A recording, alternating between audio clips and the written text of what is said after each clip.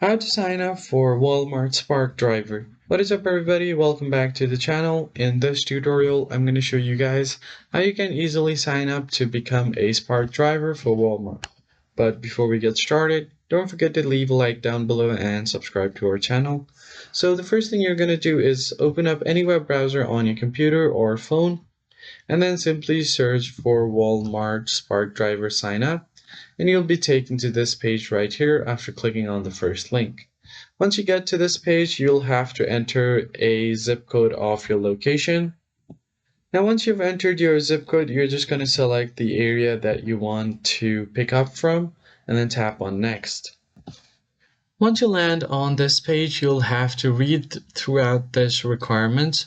So here are some of the requirements to be a Spark driver. First thing you need to be is 18 or older. Provide your true and accurate name, including your phone number, email address, mailing address, and your social security number.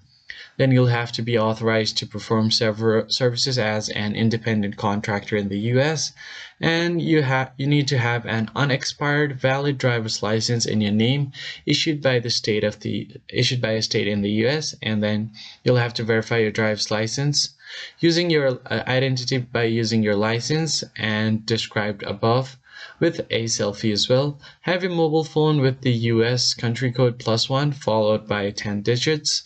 So you can read through all of these requirements. Now click on Enroll Now.